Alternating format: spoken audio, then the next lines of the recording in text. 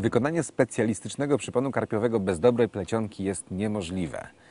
W ofercie Tandem Baits jest cała gama produktów, które pozwolą się wpasować praktycznie w każde warunki, na każdym łowisku. Tomasz, poprosimy o instruktaż. Tak, mamy kilka rodzajów plecionek i możemy je podzielić według dwóch podstawowych kryteriów. Po pierwsze od warunków, w jakich zamierzamy łowić, i po drugie od kolorystyki dna. Występują trzy podstawowe kolory: zielsko, muł i żwir. Zauważyłem jeszcze coś takiego jak kamu. Tak, to taki uniwersalny kamuflaż, który sprawdza się w większości warunków. Jeżeli nam zależy na dodatkowym kamuflażu, to... Podstawowy podział kolorystyczny mamy już omówiony, wiemy co i jak. Przejdźmy do konkretnych produktów. Zacznijmy może od Soft Silka. Proszę, to jest taki oto produkt. To szybko tonąca plecionka, której używam łowiąc na twardym dnie. W przypadku, kiedy łowię na tonące kulki, zależy mi na tym, żeby plecionka przylegała do Idealnie. dna. Dokładnie, ona szybko tonie, przylega do dna. Tak naprawdę pływalność tej plecionki w głównej mierze zależy od jej splotu. Od gęstości. Od gęstości jej splotu. Tak jak powiedziałeś. Dzięki temu, że ma bardzo gęsty splot, tonie dosyć szybko. Tam nie ma powietrza po prostu między tymi poszczególnymi włóknami. Dokładnie, prawda? dokładnie tak.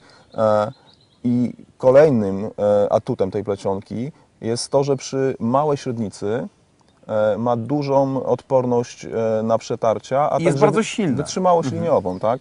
Ja myślę, że Soft Silk to jest taki świetny, podstawowy wybór każdego karpiarza chcący konfigurować najbardziej podstawowe przypony. To Bardzo podstawowa plecionka. po Soft Silk zdecydowanie warto sięgnąć.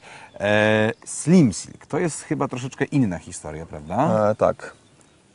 Ta plecionka ma zdecydowanie luźniejszy splot, dzięki czemu wolno tonie. Daje to naturalną prezentację w przypadku nierównego dna. Jakieś kamyczki, roślinki, wiadomo, łowimy gdzieś tam w miejscu, gdzie karpie mieszkają, to dno może mieć różny charakter, tak? I żeby prezentować przynętę jak najbardziej naturalnie, no, warto użyć plecionki, która wolno tonie i ułoży się naturalnie na tych wszystkich I nierównościach. chyba świetnie zda egzamin z kulkami pływającymi. Tak, zarówno pływające, jak i Ale naturalne tonące jak kulki. najbardziej również. To Tak. niczemu nie przeszkadza. I widzę tutaj coś takiego, co się zwie Hybrid. Co to jest? Tak, Mariusz, to plecionka przeznaczona do zadań specjalnych. Tak naprawdę coraz częściej łowimy karpie w miejscach trudnych. W miejscach pełnych kołków, w gruzowiskach, w miejscach, w których... Tam, gdzie większość produktów po prostu by się przecierała, by się Dokładnie. zrywała. No właśnie. Ponadto bardzo istotne jest to, że ryby w takich miejscach czują się bezpieczne.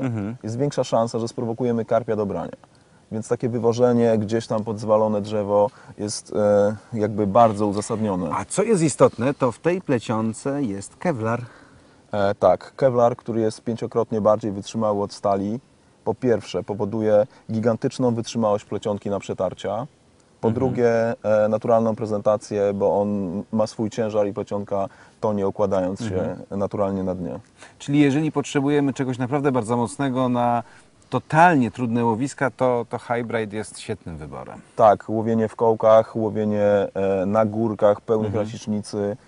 Ja używam w rzece, gdzie faszyna jest cała oblepiona małżą to są i trudne racicznicą. łowiska. No dokładnie, no ale w takich łowiskach są ryby. Polecamy w związku z tym na takie łowiska Hybrid. Mówiliśmy przed chwilą o plecionkach w wersjach podstawowych. Koniecznie musimy również dodać, że one występują także w wersji stripper, proszę bardzo, czyli wersja z otuliną, inaczej w skórze. Poprosimy Tomku o krótki instruktaż. Taka otulina ma kilka zastosowań.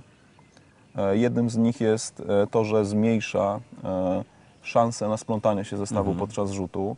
To jest sztywna otulina. Pokażmy może, jak taką otulinę się ściąga, bo to jest bardzo prosta prosta historia. Myślę, że można to zrobić paznokciami. Dokładnie. O właśnie, i teraz widać tutaj doskonale różnicę, jak to... Tak, w pewnym momencie otulina się kończy, mamy miękką plecionkę. Zresztą mamy tutaj taki przypon, który na potrzeby tego filmu zrobiliśmy. Proszę bardzo. Bardzo modne w ostatnich latach przypony typu Combi Rig łączenie miękkiego materiału ze sztywnym. Przy zastosowaniu tej plecionki no jest niebywale łatwy w wykonaniu. Czyli odpada tworzenie tutaj bardzo trudnego węzła pomiędzy tymi dwoma Dokładnie. elementami. Ponadto węzły są takimi miejscami, No, są to których miejsca staramy newralgiczne, się dokładnie unikać, tak. tak? Tutaj bez dodatkowych węzłów, bez osłabiania plecionki mamy miejsce. Taki przegub nam się Dokładnie. tworzy. Aha. Ta część plecionki od końca otuliny do haczyka jest miękka i ona dosyć naturalnie prezentuje przynętę. Dalsza część sztywna z otuliną. Tutaj wystarczy dowiązać krętlik i taki zestaw jest gotowy. Bez wątpienia plecionką jest również Limpid Letkor. Opowiedz nam, Tomasz, co to jest ten Limpid Letkor? To dwuwarstwowa plecionka składająca się z zewnętrznej warstwy. Może pokażemy, Otóż żeby pokażemy. od razu było wiadomo, o co chodzi. To jest zewnętrzna warstwa limpitu. Dokładnie. I wewnątrz plecionki znajduje się O, właśnie. A to rdzeń jest... ołowiany, który zapewnia idealne przyleganie plecionki do dna. Co jest bardzo ważne, to można, proszę bardzo, wyginać na wszystkie strony. Specjalny stop ołowiu powoduje, że jest on bardzo wytrzymały na takie łamania i mechaniczne uszkodzenia. Do czego możemy wykorzystać Limpid Letkor? Jest to plecionka, którą możemy używać zarówno do przyponów. Wyciągamy ten rdzeń ołowiany. No tak, bo on się wtedy nie przyda. Dokładnie. I ta końcowa część jest jakby normalną plecionką, którą możemy zawiązać do haczyka. No taka plecionka na trudne łowiska, na pełne zaczepów łowiska, gdzie zależy nam na przyleganiu do dna. Drugim zastosowaniem może być w przypadku, kiedy zastosujemy inny przypon, na przykład z High-Bright. Ten odcinek może być odcinkiem, na którego założymy bezpieczny klips i Czyli będzie takim, to się nazywa tak popularnie leaders z angielskiego. taki powiedzmy 1,5 metrowy odcinek. Zamiast rurki antysplątaniowej na przykład. Tak, natomiast nie wszystkie rurki toną. Ten Aha. odcinek jest super Idealnie odporny będzie na, tonął. na przetarcia i idealnie przykleje się do powierzchni. Najmocniejszą odmianą Letkora jest High-Bright Letkor. Przejdźmy od razu do prezentacji. Tomek, z czego się składa High-Bright Letkor? Dzięki temu, że produkt jest trzywarstwowy, Aha. jest jeszcze bardziej odporny na przetarcia. No i jak w klasycznym Letkorze, środkowa warstwa to jest rdzeń ołowiany. Aha. Kolejną warstwą są bardzo ciasno ubite włókna PP i następnie taka jakby siatka równie ciasno. Taki oplot z linek mono, takich Dokładnie. bardzo, bardzo Są cienkich.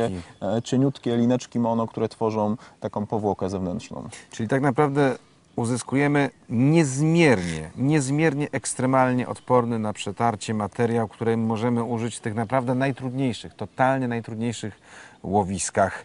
Mariusz, istotną sprawą, cechą jakby tego produktu jest to, i wyróżnia go to spośród produktów konkurencyjnych firm, że on jest naprawdę niebywale miękki i wiotki. Co wcale przy takiej konstrukcji nie jest takie No nie jest oczywiste. łatwe do osiągnięcia jakby. Dzięki temu, że jest wiotki, daje nam dużą swobodę w konstruowaniu zestawów końcowych. Dokładnie tak.